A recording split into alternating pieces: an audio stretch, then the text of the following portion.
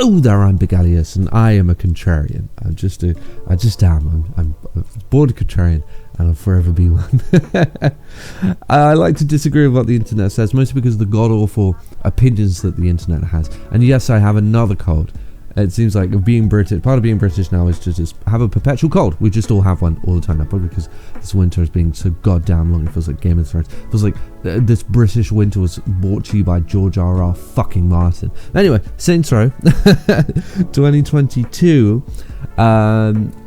Listen, I am a contrarian. I like to disagree with what the internet says, but every man has his limits, and yeah, this is bad.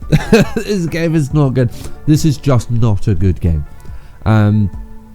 However, do I think it's as bad as some people made out when it came out? It came out in 2022. Do I think it's as bad as some people made out? Unplayably bad, embarrassingly bad. You can't get near this game and play it. You just can't do it. No, I think, and to sum up my review right at the start with one sentence, if you were to remove the awful story, which, by the way, I will say now, I'll throw my hands up, I didn't watch the cutscenes in this game because I didn't want to waste my time watching cutscenes that I knew would make me like the game less. I know what happens in the story, I know what triggers the story, I know what the writing is like because I've seen 1001 clips from the story of just how cringy the writing is, and it really is very bad, so I do understand that. But yeah, if you remove that god-awful story and you just have the game left, the visuals, the gameplay, you know, the game world, then this game would have been fine. Just okay. 6.5 to 7 out of 10. If it launched 15 years ago. If it came out 15 years ago in Gen 7, this game would have been okay. It would have been like, it's alright. You know, and I do play games from 15 years ago. I know you do too. I know we all do. We all play those old school games. Nostalgic gaming is very in. And I'm not going to say that because this game feels old that it was unplayable and I wasn't able to enjoy myself. Let's not run before we can walk. I wasn't able to, have an experience here and actually play the game. I was able to. It feels old, but that's fine to me. It obviously affects whether I can recommend the game, but in terms of like my ability to play the game, doesn't move the dial. So I know it's not good, but there's a game there. There is something to play, I will say. So the game, there isn't much though. There really isn't much going on. The game takes around about 6 or 7 hours to beat, or it took me around about 6 or 7 hours to beat. Now, I, again, wasn't watching the cutscenes. Maybe those cutscenes are long and there's a lot to experience there. But for me, no, it was a 6 to 7 hour game, not a very long one. And there isn't much going on there. It's a lot of shooting. It's a very much shooter gallery game. Again, following that old school philosophy of just throw a bunch of enemies in front of the guy and give him a machine gun. That's what this game is. There are like weapon upgrades that you can take part in. I don't feel the need to. I play these shitty games in a kind of linear fashion. And I will say, playing the game in a linear fashion, I felt that I was in the same few locations over and over again. Mostly the hideout. You choose like a hideout that you start in, you go back to, like a home base, and I felt like I was spending most of my time there. I spent a lot of time in there, not having fun. It's just you go back there all the time, and then some of the missions are set there too, and you have to go. You start there, you end there. You feel like you spend a lot of time in the hideout, and though this world is just like okay, I didn't feel that I got to experience much of the world. Like, you compare it to a game like Cyberpunk, and again, I play all of these games in this way, in this kind of linear fashion. But you look at a game like Cyberpunk, it's like I've finished the main quest, and I feel like I've been to 1,000,001 different places with 1,000 different lighting techniques and stuff like that. It feels absolutely amazing. With a game like this, it just feels like, I just went to the same places over and over again, just a few times.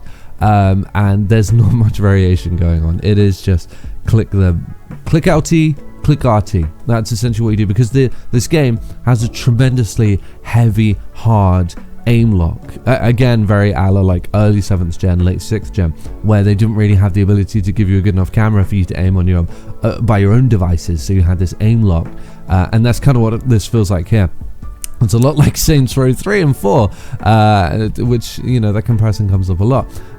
There really isn't much of a shift in terms of gameplay or visuals or scope or anything like that from this game to Saints Row 3, and this is a clear example of it. You're just showered with enemies, but don't worry about it, because you just, like I said, you just click LT to lock on, then click RT, click LT, click RT, click LT, click, and just keep doing that, rinse and repeat, as the enemies pile on you, and you move on. That's it. That's all you have to do. There's some sort of like melee thing that I didn't really pay attention to. I don't really know what you do there. They used to have like these cool finisher moves, and you kind of have them here, but they're on like a locked thing where, you know, you have to wait for it to recharge or something like that. Yeah, you have to wait for it to recharge, and it's a one-hit kill, but that's the only way to use these cool animations that we got tons of in Saints Row 3. And in terms of tone, I'm just not as into it either. This game feels like a tonal gap between 3 and 4, where it's like you have 3 and 2, so you have like the silliness of 3, but it doesn't commit hard enough to the silliness of 3. Then you have like the, I don't want to say realistic because it's not realistic, but you know, the more grounded tone of 2, but it doesn't commit heavy enough to the stuff in 2. As a matter of fact, I would say that it does a worse job of trying to match the tone of 2 as it does with 3, because at least with 2 it was like gangstery stuff and like taking over the city, whereas in this game you just don't get that sense. It has like that ragtag gang that was really popular, you know, during the 2010s. It has that sense to it, and it makes sense because this game would have been developed in the 2010s. So tonally I'm not overly into it either. So there's not really much going on here, and like I said earlier, it really feels like just an extension of Saints Row 3, which is crazy because that game did come out 15 years ago, or as of the time of this game coming out, around about 10 to 11. I can't remember. I think it was a 2011 game, so 11 years ago.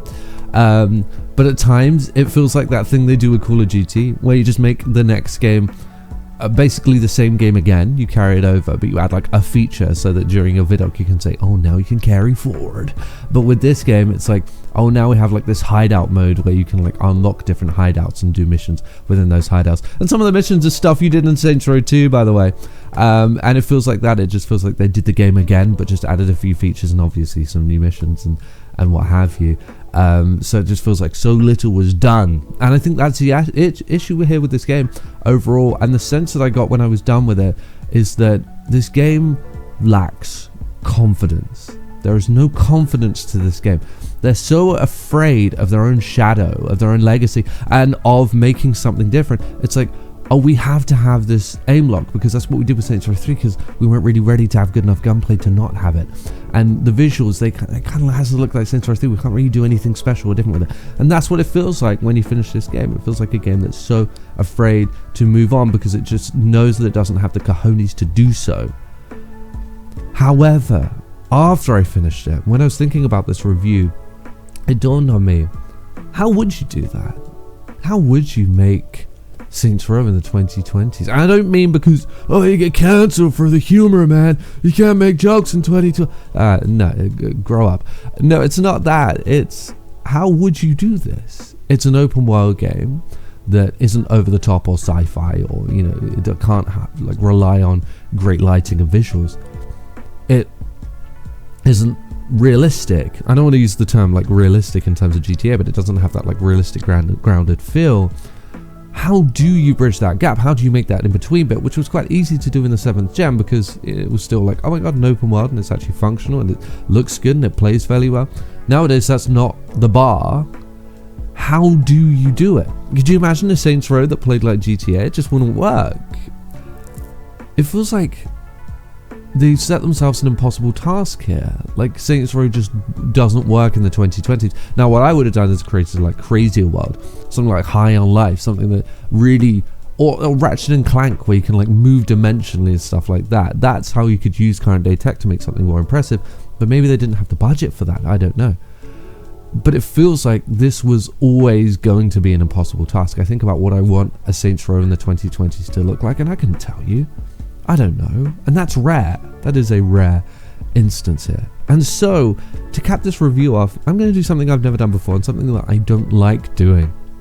And I like it when other people do it because it feels like a fool's errand. But I'm going to tell you what I would have done in terms of the launch of this game. I'm not talking about the gameplay, I'm talking about the launch. How I would have launched this game in 2022. Here's what I would have done. This game is all about being tongue-in-cheek, silly, comedy. It's the funny game. It's the Family Guy game. It's the silly, tongue-in-cheek game that's very referential, knows how silly it is. What I would have done is release this as a standalone DLC for Saints Row 3. Now, I know that sounds crazy. The game that was 11 years old at the time. Why would you release a standalone DLC? Because they're the silly guys. They're the Peter. They're the silly billies. Launch it as a standalone DLC. You can lower the price, because obviously this is not a AAA premium product. Lower the price, set it at like 20 bucks, 25, something like that. Make it a standalone DLC for Saints Row 3 and say, hey, look how wacky we're being, how crazy we're being. We're going to release a DLC for not even our last game in the series, for a game that was made in 2011, because it feels a lot like Saints Row 3. It would work not thematically, maybe change the writing, but visually, gameplay wise, it would work because it is very similar, and just do it that way. However, unfortunately, that was 4 years ago and it didn't happen. It didn't happen the way. Instead, they launched this game, which effectively killed the studio, and was not very good because they set themselves an impossible task to create a game that people think they want in the 2020s, but in actuality, probably don't even know what that would look like. Here's what I think.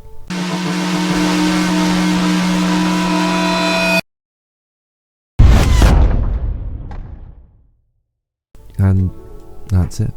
Review over. I'll see you all later.